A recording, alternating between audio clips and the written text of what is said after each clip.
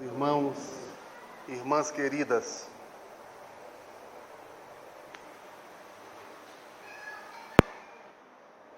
o poeta e escritor Carlos Drummond de Andrade, em um de seus poemas, ele começa mais ou menos assim: no meio do caminho tinha uma pedra,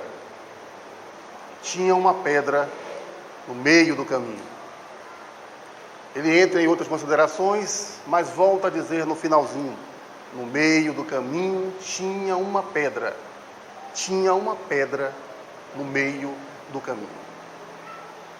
Fazendo uma ponte com as colocações de Carlos Drummond de Andrade, podemos dizer que a pedra no caminho do espírita é exatamente a falta de conhecimento, a falta de estudo, de preocupação com a doutrina da qual elegeu. Percebemos a casa aqui lotada de espíritos desencarnados. A parede ao fundo não existe. Outra sala, ou seja, outro espaço, com outras cadeiras, completamente lotado. Mas encontramos a pedra com relação aos próprios espiritistas, que num dia como o de hoje, jubileu, 50 anos que a casa está fazendo, infelizmente, podemos contar poucas pessoas. Mas eu tenho algo a realizar lá fora, eu tenho um aniversário, um batizado, um casamento, vou me divertir. Mas pelo menos será justo que pelo menos num dia como o de hoje, como disse a nossa irmã, não fazemos 50 anos todos os dias, jubileu 50 anos de luz. A mentora Joana de Ângeles costuma dizer, ou melhor, afirmou através de Divaldo, que uma casa, quando ela consegue passar dos 3 anos, é porque de fato já existia uma programação no plano espiritual. Então percebam os irmãos e irmãs que são 50 anos. Quantos suicídios foram evitados? Casamentos que iam se desfazer, que terminaram por concluir com os nubentes juntos. Enfim, esclarecimentos que receberam nesta casa, não só dos que passaram após o irmão Arapiraca, como também dos próprios espíritos desencarnados que trouxeram e trazem as suas mensagens de esclarecimento. Falta de conhecimento, dissemos no início. Exemplo: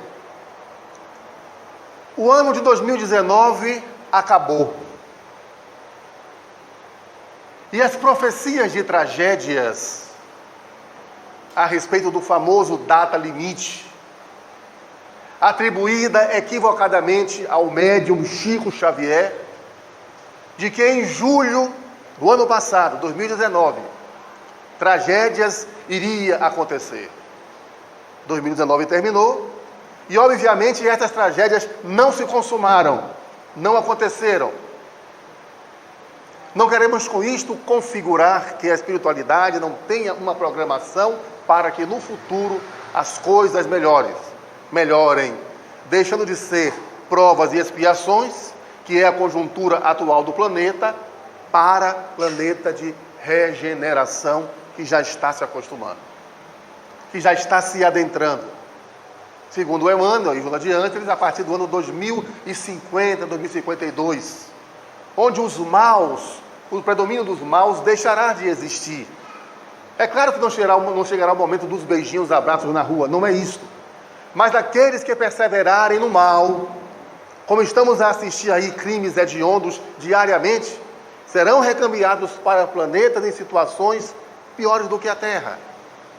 E aqueles que perseverarem no bem, como está no Evangelho de Jesus, como estabelecem os nossos irmãos evangélicos, a nova era que irá chegar, segundo as colocações do Mestre, é este o planeta de regeneração e vai passar a existir.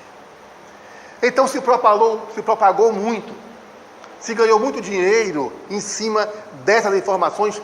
Data limite, 2019, julho de 2019, algo vai acontecer no planeta Terra. Segundo disse o profeta Chico Xavier. Como se Chico Xavier fosse o profeta, fosse o médium da desgraça, do terror, do nervosismo e da preocupação. E não foi isto o que ele informou. Segundo algumas pessoas que conviveram com ele pessoalmente, não foi esta a propagação que ele fez do data limite. Estamos agora em pleno ano de 2020. Amanhã, dia 1º. Logo mais chegará dezembro. Chegará o novo ano de 2021. E assim sucessivamente. E quando é que nós vamos realmente introjetar o conhecimento em nós? Não desejo ser aqui indelicado, mas percebam, raciocinem comigo. Hoje sim, era o dia da casa estar lotada. Parabéns para os espíritos desencarnados que aqui estão. Mas amanhã, que não há nenhuma garantia, porque não existe o melhor médium do mundo, que possa dizer, Celi, venha amanhã. Eliane, venha amanhã que seu pai vai escrever. Não existe isso. Que sua avó vai mandar uma mensagem, que sua mãe vai mandar uma mensagem. Aquele suposto médium que diz assim, olha, vem amanhã. Sua mãe vai escrever. Não acreditem. Não acreditem. Como se propaga por aí essa profusão de médiums que fazem, já disse isso aqui e volto a repetir, que fazem a entrevista para pegar dados. Não forneçam dados, pelo amor de Deus. Amanhã estaremos aqui. Se alguém desejar, me dê somente o nome do desencarnado e quem está solicitando. Mais nada. Mais nada. Aí vai para uma sala, pega uma folha, um exemplo, de papel ofício, limpa e diz, escreva aqui o nome do desencarnado. Tudo bem. Agora atrás, bote o nome dos parentes do falecido, para que eu possa ter uma ideia. É claro que a pessoa que está fragilizada, o suposto médium pega aqueles dados dos parentes que já se foram, e diz, olha, José dos Santos lhe mandou uma mensagem. Aí ele escreve, elabora a mensagem. Inclusive, o seu tio Paulo, a sua tia Rita, a sua mãe Josefa lhe mandou uma mensagem. Claro, porque ele está se valendo daqueles nomes que já lhe foi passado. Então, não passem, pelo amor de Deus, não passem dados. Quero uma mensagem de meu pai. Muito bem, de que ele desencarnou? Câncer, acidente de carro, qual foi a data? Julho de 2002. É o suficiente. Qual é o seu nome? Paulo, é o meu pai. O nome do solicitante e daquele que partiu. Nada mais. Chico Xavier fazia isto. Chegava para, Chico, eu quero a mensagem do meu pai. Um momentinho só. Qual é o nome do seu pai? Francisco dos Santos. Pois não. E o seu nome? Paulo dos Santos. Você é filho? Exatamente. Só. E colocava no bolso. Ia para a mesa, se concentrava ali. E se estivesse na programação, volto a dizer, se estiver na programação, toma da mão do médium e escreve. Eu tenho visto cenas ridículas em Salvador, de supostos médiuns. Uma vez me chamaram, volta, vem participar. Eu disse, eu não vou. Se eu for, não vai prestar. Porque eu não vou ficar conivendo com a falsidade daqueles que enganam as pessoas. Eu vou ficar numa plateia, assistindo um suposto médium à mesa, recebendo mensagem, e coloca músicas, aquelas músicas, desculpe o termo, aquelas músicas bregas. Aí a pessoa chora. Teve um mesmo que colocou uma música assim, você me deixou, querida. E ele começa a ler a mensagem e a mulher está se acabando de chorar. É um verdadeiro teatro. Então, por favor, não forneçam dados. Somente o solicitante e o nome da pessoa. Normalmente, quando eu vou receber uma mensagem, como foi daquela vez passada, acho que tem 3 anos que eu estive aqui, não foi isso? Mais ou menos isso. rapidamente conversava com a pessoa e, para evitar problemas, vendo o Espírito ao lado, sim. Mas vem cá, quem é? Quem é Paulo? Ah, é meu pai. A autenticidade. Você checa antes pela questão da evidência. Agora, pedir que bote atrás o nome daqueles que já partiram para preencher a mensagem e dizer que foi recebida por José, ou Rita, ou Sandra, ou seja lá quem for, pelo amor de Deus. Então, o tema que nos foi sugerido nesta noite foi a perseverança no trabalho espírita ou na casa espírita. E qual é a perseverança do espírita? O amor. A perseverança do espírita é o amor. Não o amor no sentido vulgar do termo, como está no Evangelho segundo o Espiritismo, mas esse sol que condensa em todas as suas aspirações, interior e exterior, aquilo que deseja para com o seu semelhante. Nós trouxemos alguns dados que colhemos de uma outra palestra que fizemos, que vai servir como ponte para a perseverança do espírita e na casa espírita, que é o amor que vai nortear. Por exemplo, ali está o título, acima de tudo, pode passar, por favor. Nós temos ali, o amor a Deus, primeiramente e antes de tudo. O que é o amor a Deus? É este sentimento pelo Criador, por aquele que veio criar tudo para nós, para que pudéssemos desfrutar.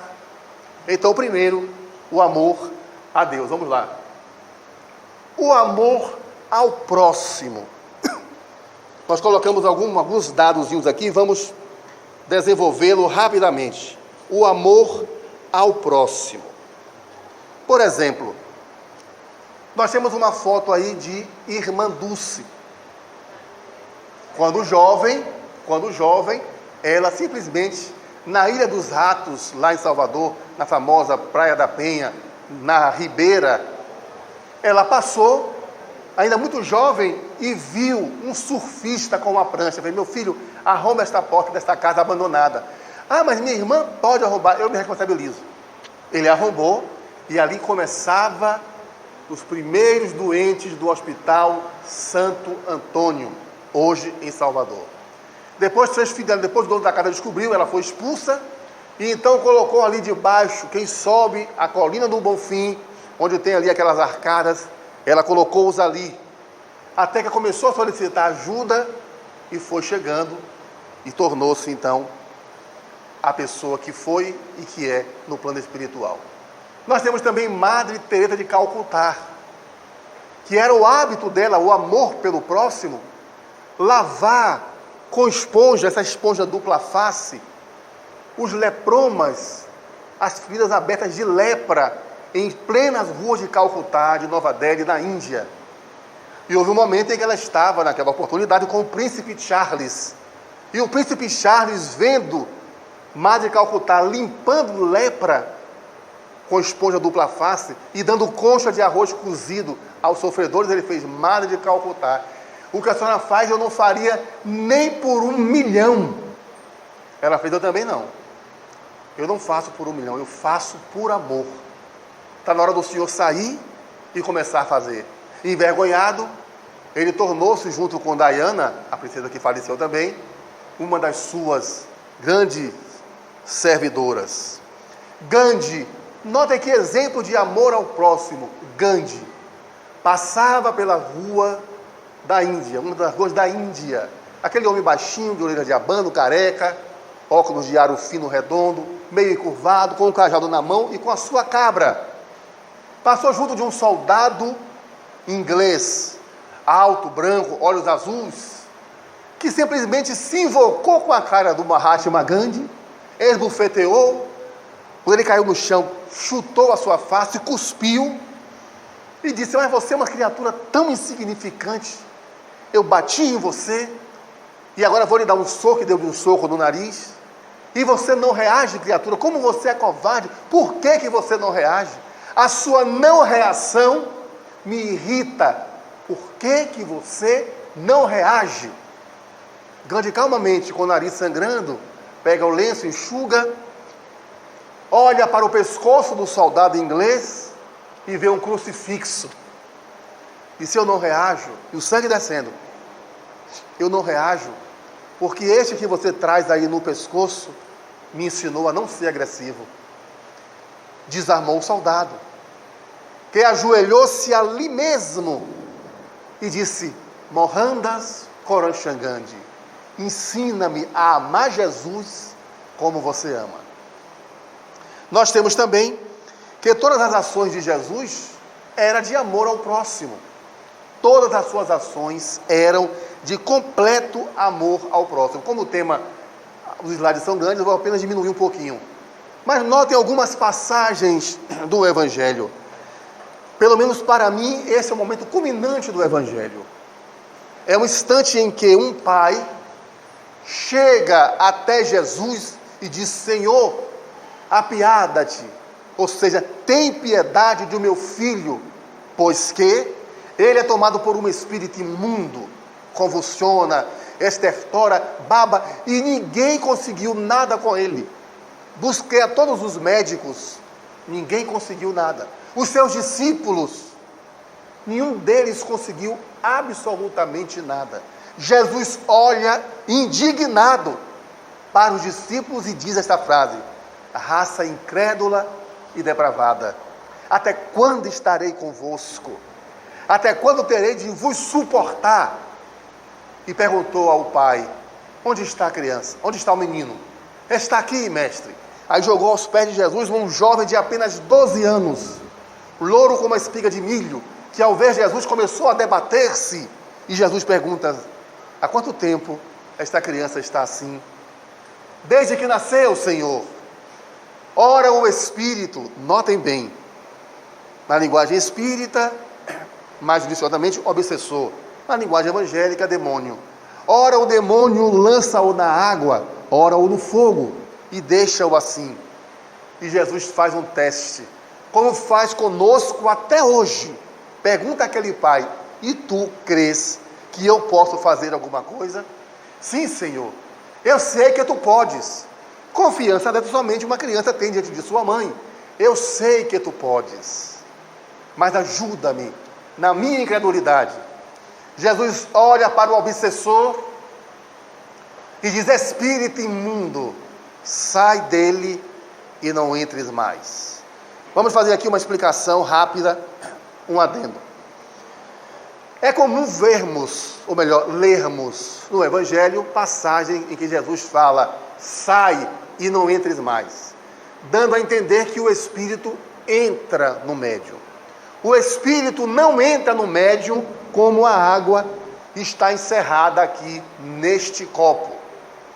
Para que alguém pode perguntar: mas Walter, no momento da psicografia, o espírito entra em você? Jamais. O espírito não entra no médium.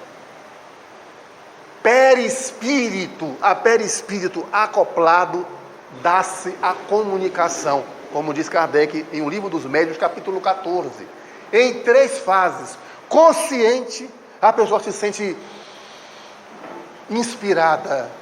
Semiconsciente, automática ou sonambúlica, tal qual o caso de Chico Xavier e de alguns outros raros médiuns. Então o espírito não entra no médium como a água está na garrafa. Ele faz o transe pela concentração e ao concentrar-se exterioriza o seu perispírito. Há momentos em que o espírito pode tomar a mão do médium e escrever automaticamente, como há também momentos em que o espírito pode chegar e ditar: olhe, eu sou a mãe, eu sou o pai de fulano de tal que está lá no fundo, o nome dele é José, eu sou Francisco, por favor, escreva o que eu vou dizer. Ele dita, o médium ouve e escreve. Quando é na rapidez, é algo automático, em que o médium não tem participação.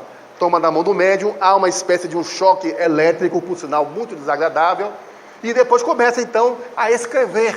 É uma espécie de formigamento na mão, e a pessoa então escreve automaticamente.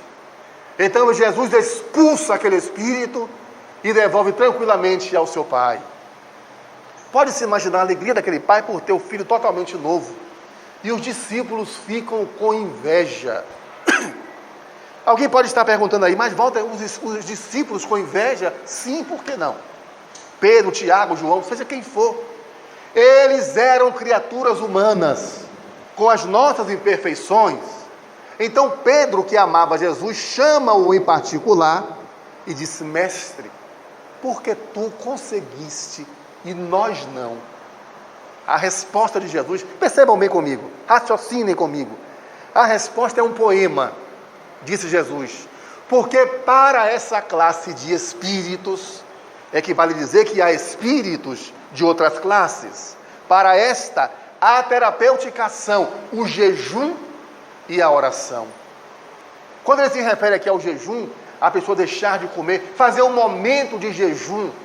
Por exemplo, você está com uma situação muito difícil, então você entra em oração com o Pai e diz: a partir da meia-noite de hoje ao meio-dia de amanhã, eu faço esse jejum com propósitos para resolver essa ou tal situação de acordo com a vontade divina, como faz muito bem os nossos irmãos evangélicos. Jejuar. E Jesus entregava-se tremendamente aos jejuns, junto com a natureza, no deserto, por onde ele sempre andou. E orar, jejum e oração. A oração é o momento de comunhão com Deus, em que eu estou com o Pai e faço a minha prece, e ali, então, em conúbio com o Pai, eu solicito a ajuda de acordo com a sua santa e augusta vontade. Olha a prece: que prevaleça a sua vontade e não a minha. Então, passando, pode passar, por favor? Nós temos agora o amor a si mesmo. Percebam aqui, ó, o amor a si mesmo. Aqui nós temos uma espécie de amor sadio. Amor sadio é alguém que se ama. Quem se ama aqui, levante a mão para eu ter uma ideia. Graças a Deus, todos. Até os desencarnados levantaram a mão também, já partiram, mas não tem problema, meu irmão, não tem problema. Já partiu, mas se ama, continua se amando. Tem uma senhora aqui que está dizendo que ela sempre se amou, mas que mesmo ainda na vida espiritual, ela continua se amando, porque teve essa consciência. Chega-me agora uma informação, não sei se é real, de uma jovem aqui que está trazendo um senhor que teria se suicidado na cidade. É verdade isso? Teve isso aqui? Essa jovem está com aquele senhor ali junto. Ele está ainda meio que sonolento, mas a jovem está trazendo ele ao braço, dizendo que era justamente uma informação de como se amar. Esse caso foi recente, não tem muito tempo.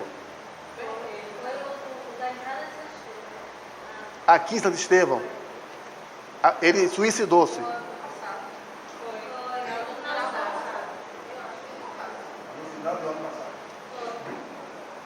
Seu recado, minha irmã, está dado, viu? Fique tranquilinho aí. Nós temos aqui, ó, o amor narcisista. O que é o amor narcisista? É justamente aquela pessoa que ele é o maior. Ali nós temos uma foto de um grande fisiculturista que o sonho dele era ultrapassar o famoso Arnold Schwarzenegger. Chegou perto, porque hoje quando eu vejo o Schwarzenegger na internet, parece um maracujá de gaveta, todo enrugadinho, não tem mais nada. Mas o tempo dele passou. Então, aquele culturista ali, ele usou tanto anabolizante, tantos produtos, que o seu estômago, os seus rins, o seu fígado virou lama. E ele retorna ao mundo espiritual. Deus é que sabe a situação em que este homem se encontra agora. Isso já tem uns 10 anos. Podemos saber como é que este homem está? Quem vai arriscar dar uma opinião? Ah, mas ele é um suicida? Sim, é um suicida. Inveterado. Porque chegou... Observem o peitoral daquela criatura. Olha os braços. Que ia ir mais para onde? Mas era a ideia dele de ficar maior. E desencarnou de câncer. Nós temos ali o amor doentio. Os mais antigos aqui lembram quem é aquela mulher que está ali? Atriz norte-americana dos anos 50, Rita Hayworth. Belíssima para a época, muito bela. Mas tinha um amor doentio por ela mesma. Quando ela fez o filme Miss Gilda, não é do meu tempo não, no tempo de Celim. Mas quando ela fez o filme o filme Miss Gilda, ela estava com a maquiagem borrando. E o diretor disse: Rita, você está com a maquiagem desbotando. Ela disse: não estou. Com o nariz empinado, não estou. Mas claro que está. Veja o batom, o blush, o rouge que se usava na época. Você está desbotando. Não estou. Criatura, você está suando. Ela disse: não estou. Sabe por quê? Veja bem. Os cavalos suam, as mulheres transpiram e as estrelas brilham. Eu estou brilhando. E desencarnou de câncer. Voltou ao plano espiritual nessa situação. Então, o tipo de amor doentio. Nós temos o sadio, o narcisista e o doentio. Pode passar, por favor. O amor ali à natureza. Essa aí é chamada consciência ecológica. Graças a Deus, lá em Salvador, nas praias da Pituba, Maralina, Barra, estamos vendo diariamente pessoas utilizando-se de sacos, colhendo lixo nas praias, mergulham, vão até o fundo do mar, até certa distância, é claro, para recolher garrafas de PET, copinhos descartáveis. E quando a chuva chega em Salvador, que começa a transbordar, invadir casas, invadir ruas, e as pessoas se queixam, não tem do que se queixar. Porque elas mesmas, mal educadas, jogam garrafas de PET, copos descartáveis, pela rua. E isso a chuva vai chegar, vai levar, vai cair na boca de lobo, no bueiro, e automaticamente irá entupir. Então, esse tipo de consciência ecológica é que nós deveremos ter. Por favor, o outro. Agora aí o bicho vai pegar um pouquinho. O amor entre o casal. O amor entre o casal. Nós temos ali o amor real e o amor da traição. Notem que o rapaz está ali abraçado com a sua companheira e por trás pegando a mão da outra, um bilhete, alguma coisa. Olhem bem, respeito, o carinho, o amor, o cuidado um com o outro. Nós temos aqui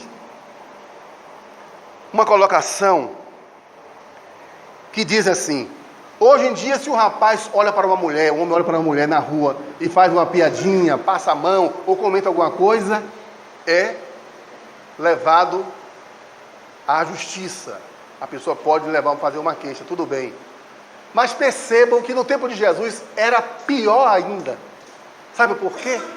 Notem a frase de Jesus quando ele diz: aquele que olha para uma mulher com segundas intenções já adulterou para com ela. Muito mais severa, só no olhar.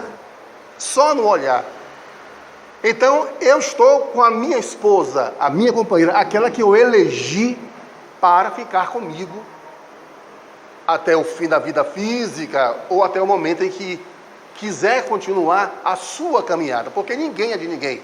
Eu não posso obrigar a minha companheira, você vai ficar comigo até o fim da vida. Se ela disser assim: olha, a partir de hoje eu não quero mais fazer a minha caminhada com você, o que é que eu vou poder fazer? Eu vou matá-la ou eu vou me matar? De forma alguma. Ninguém é de ninguém. É claro que o respeito, o amor, o carinho, a preocupação leva a essas informações de ficarem unidos. Quando perguntaram a Dona Canô, a mãe de Caetano Veloso e Maria Bethânia, qual o segredo da união por tantos anos, ela disse: o que sustenta o casamento não é o amor, é a amizade. Porque o amor que eu falo, aquele amor fugidio, aquela coisa das primeiras horas, vai chegar um momento em que vai arrefecer, os ânimos vão arrefecer, mas a amizade, o nutrir, a preocupação com o outro, principalmente quando chega no momento da famosa menopausa da mulher, aqueles calorões, em que há um decréscimo natural do desejo sexual. Há um decréscimo, ninguém aqui é uma máquina. Como também no homem, a andropausa. A mulher a menopausa, o homem a andropausa. Certa feita, quando eu fui ao médico alguns anos atrás, simplesmente o doutor me fez uma pergunta que eu me retirei, não por ser puritano, eu não sou puritano, não é isso, mas foi uma coisa tão desagradável. Ele me olhou assim e fez: você sente um pouco abaixo a hormonal? Eu digo: sim, eu já passei dos 50. Ele me olhou e perguntou assim: você come feijão com arroz todos os dias? Notem que pergunta. Come feijão com arroz todos os dias? Sim, adoro feijão com arroz. Não vai me dizer que você não entendeu a pergunta que eu te fiz. Você não come assim um filezinho mignon não fora? Não come assim uma coxinha de galinha lá fora? Eu entendi, é claro que eu entendi a pergunta. Eu disse: meu querido, eu não sou acostumado a pular cerca. Antes de respeitar a minha mulher, eu respeito primeiramente a mim. Ele fez: me belisque, porque isso não existe. Eu disse: existe sim, existe. Aqueles que se respeitam e respeitam a companheira, existe. Agora, os depravados, os cínicos, desculpe a palavra, os que são descarados, aí é uma realidade. Você então não deve ser desse planeta. Eu disse: olha, eu vim aqui por indicação, estou saindo. E o senhor, eu não indico a ninguém, porque o senhor não é ético. O senhor se formou em medicina, o senhor é um médico, formou-se em medicina. É assim que o senhor, como urologista, trata os seus clientes? E sair tranquilamente, não paguei nada e sair tranquilamente. Então é essa ideia que se faz aí, equivocadamente, de como salvar um casamento. Há até uma anedota em que o esposo foi para um médico, tipo esse que eu fui, ele todo feliz, ele era um adúltero, e disse: querida, acabei de vir do médico. E ele me disse: olha, para salvar o nosso casamento, já que estamos frios um com o outro, eu tenho que ter contatos lá fora, ter outras mulheres, porque aí vai apimentar a nossa relação. Então eu tenho mulher lá na rua, e quando eu voltar, nosso amor está mais forte. O que é que você acha? Ela disse: nem pense nisso, eu já tentei e não deu resultado. Quer dizer, para um sabido, tem outro mais sabido ainda. Então isso é uma realidade que acontece diariamente, e que nós temos que utilizar da ética, do bom senso. Divaldo Franco esteve há anos atrás em Uberaba, há muitos anos, e Chico estava atendendo.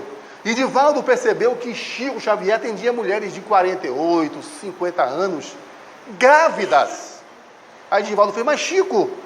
E Chico sorria: meu filho, está grávida. Veio a segunda. Divaldo: não estou acreditando. Nessa idade? Meu filho. Veio a terceira.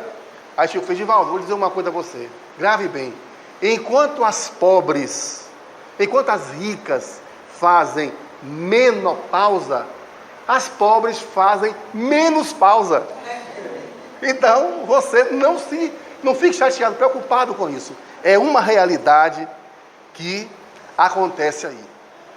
Mas quando esse médico fez essa opção para que eu fosse procurar expedientes lá fora, e tem pessoas que aceitam esse tipo de argumento, incorre no erro gravíssimo.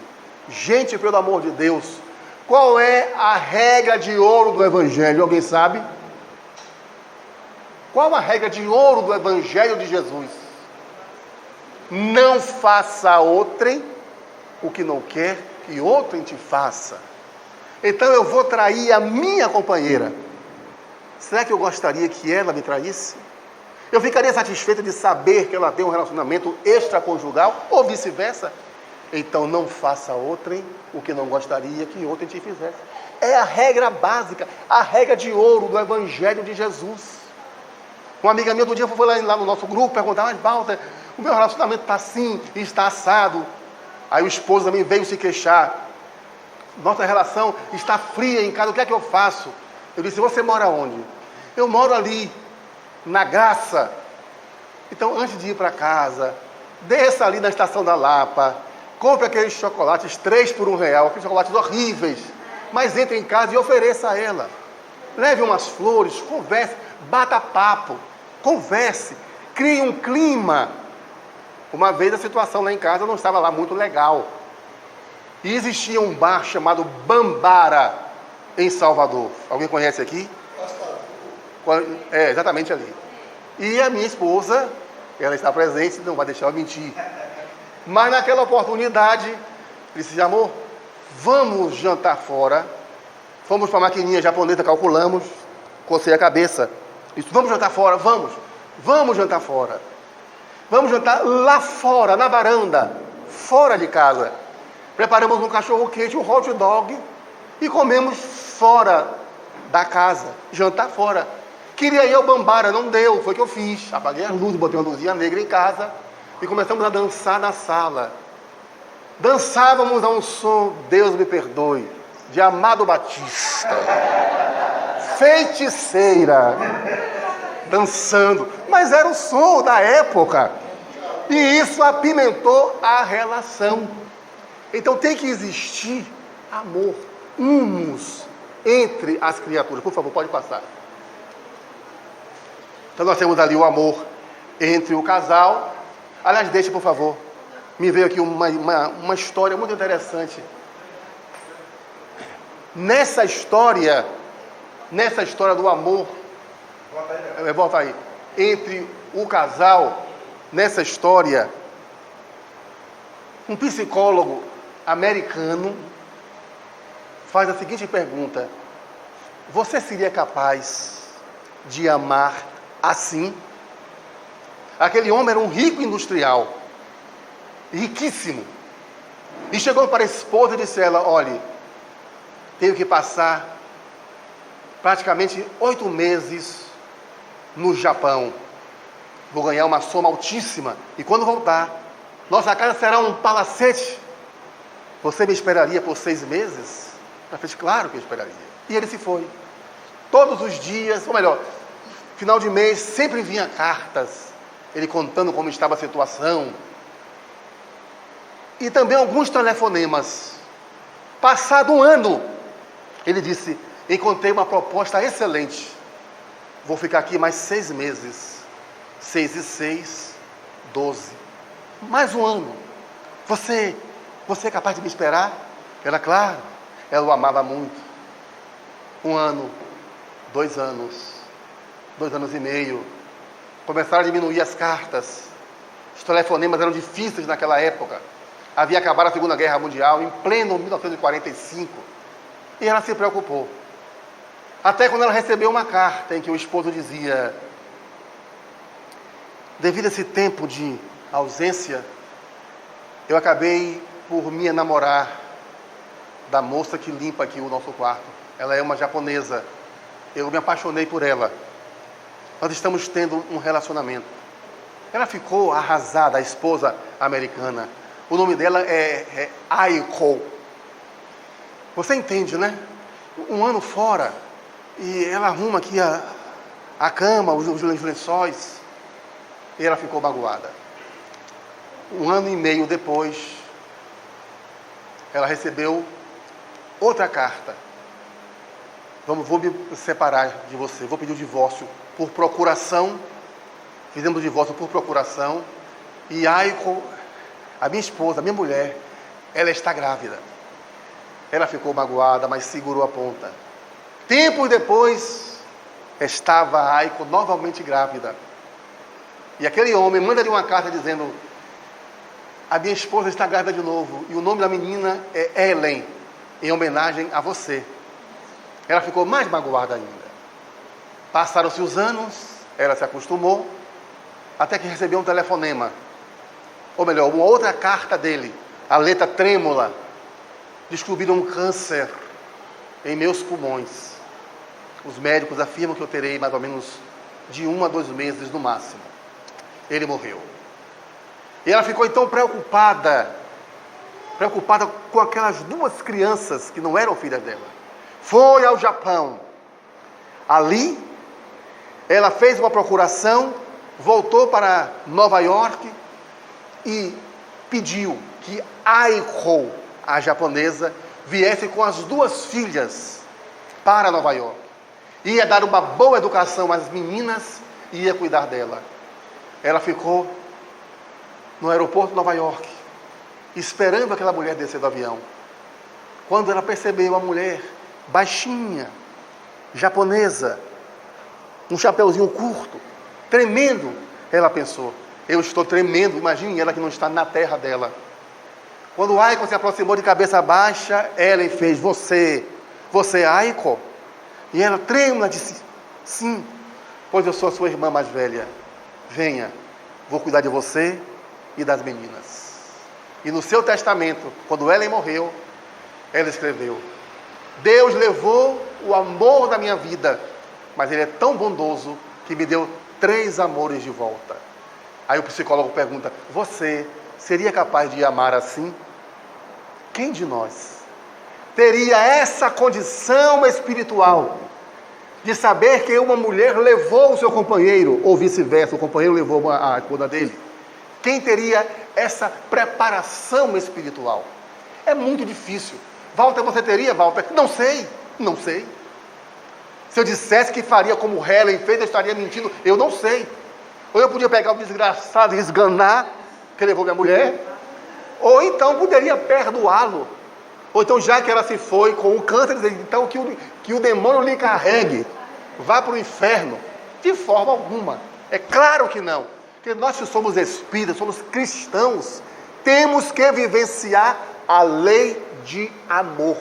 Então, qual a perseverança do espírita, como espírita e dentro da casa espírita?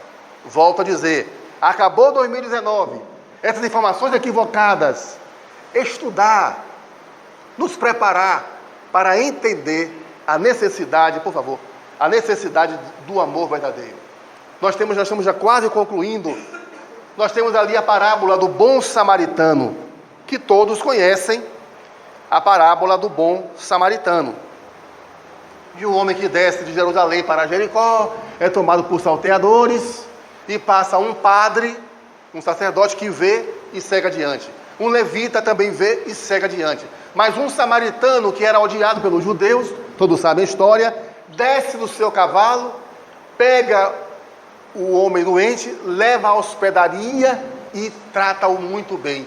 E diz ao hospedeiro, tudo que ele gastar mais, quando eu voltar, eu te reembolsarei.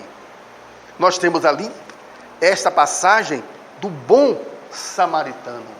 Mas vocês percebam, irmãos, percebam o seguinte, que o bom samaritano é aquele que se preocupa com o próximo. Chico Xavier, ele tinha hábito de ir às feiras livres para comprar, adquirir verduras, para fazer sopa para os necessitados.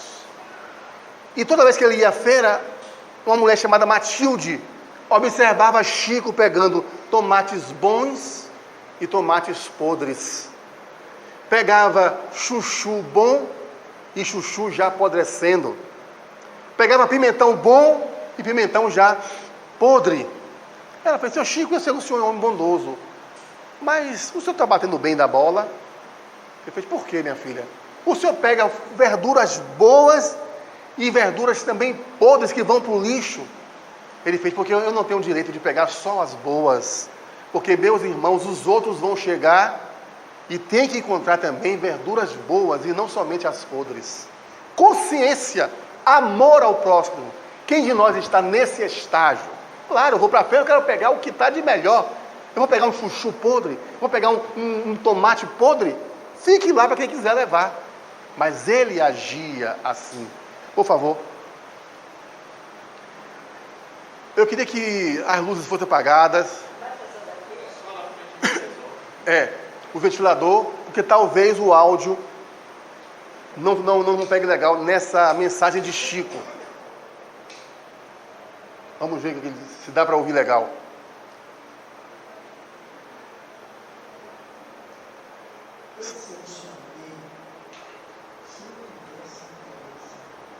Se eu pudesse realizar alguma coisa em benefício da comunidade, e se eu tivesse a melhor autoridade para fazer isso, eu apenas repetiria para mim mesmo e para todos os nossos irmãos em humanidade de todas as terras e de todos os idiomas aquelas palavras do nosso Senhor Jesus Cristo. Amai-vos uns aos outros como eu vos amei. Porque amor é o esquecimento de si mesmo. Porque amor nada pedindo para si. O amai-vos uns aos outros foi superado pelo amar-vos uns aos outros como eu vos amei. Amar alguém ou alguma causa, sem pedir nada, sem esperar o pagamento nem mesmo da compreensão da inteligência do próximo. Então, trabalhar por uma humanidade mais feliz, por um mundo melhor, pela extinção das guerras e pelo incentivo do progresso em bases morais convenientes para que nós todos estejamos no melhor lugar possível, que possamos ocupar no campo da vida humana, servindo ao Pai, Criador, a nosso Senhor Jesus Cristo, e a todos os princípios cristãos, também aos princípios mais nobres de outras religiões, para que, com respeito mútuo, possamos vencer todas as barreiras e amar como o amor deve ser consagrado entre nós. Isto é, amor sem recompensa. Porque todo amor que é possível, infelizmente, ainda é um amor muito carente de grande parentesco com o amor dos animais.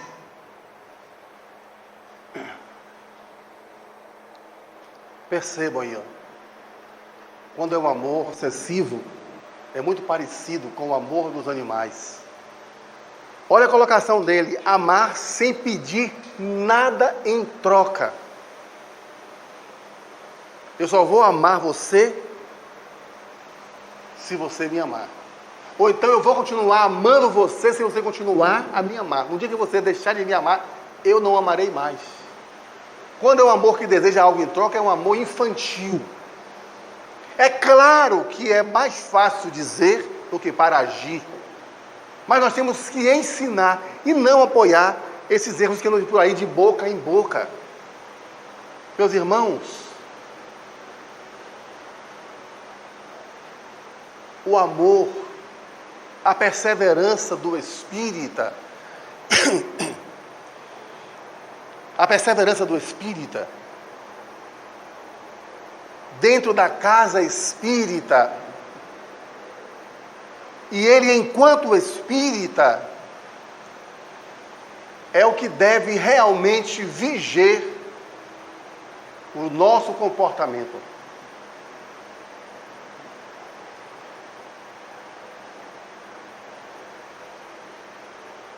As dificuldades, os problemas, as lutas, porque passamos nessa casa, como disse a querida irmã Celi, foram árduas. Desde o momento em que eu fui para Salvador, e ali erguemos a casa que lá está até hoje no Bonfim. Mas não foi o trabalho somente de Arapiraca, porque todos desejam atribuir a figura de Josué Arapiraca com liberdade. Foram os esforços que empreendemos para que a carta pudesse continuar até hoje.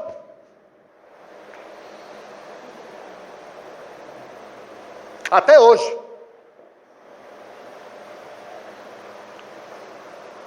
É preciso aproximar de um irmão que veio de Salvador com a sua senhora, com a sua boa vontade de levar a palavra do Evangelho.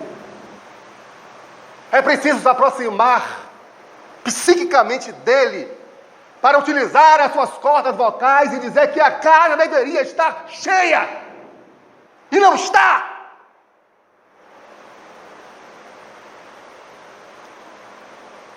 Porque, infelizmente, existem alguns que têm vergonha de dizer que é espírita.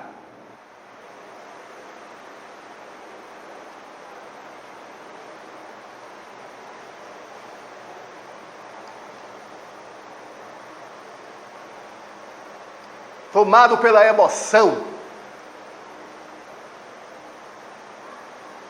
Vemos o esforço da nossa querida Celidalva. A idade está chegando. As limitações se aproximam. E não é justo que aqueles que são os mais jovens queiram continuar delegando a essa criatura o trabalho que lhes compete de levar avante a mensagem, a bandeira tremulante e alta do Evangelho de Jesus. –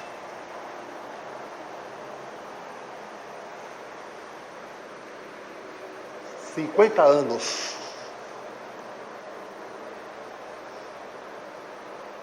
Nós temos lá em Salvador Flávia, velha, caquética, magra, perseverante no trabalho, 97 anos.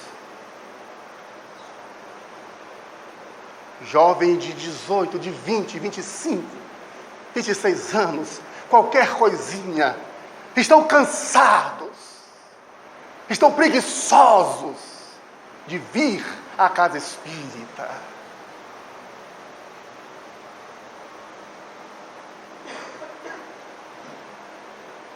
Não estou a passar sabão em ninguém, mas simplesmente pedir a vocês: acordem, despertem.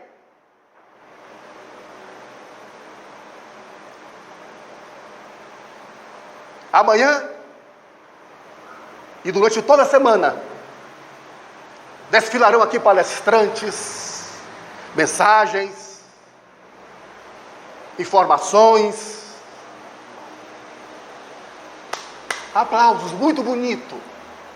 Mas quando é que iremos introjetar em nossos corações a mensagem espírita? Como disse muito bem Celi no início das suas orações, o Consolador prometido por Jesus, o Paracleto, o advogado. Mas eu vos rogarei ao Pai, e Ele vos enviará o Consolador, que vos dirá coisas novas, que por agora não podereis suportar. Mas quando esse Consolador vier, em meu nome, em nome do Espírito Santo, em nome do meu Pai, vos esclarecerá coisas novas. Grafou muito bem o apóstolo João. Então acordem, despertem, distendam os braços na direção do amor, para que possamos, diante do espelho da nossa consciência, afirmarmos, como disse o apóstolo Paulo, uma de suas cartas aos Coríntios, inflamado de amor por Jesus, ele disse: já não sou eu quem vivo, mas é Cristo Jesus que vive em mim. Deixo para todos vocês um abraço forte, a pujança, a perseverança no trabalho, paz e luz para todos. Josué Arapiraca.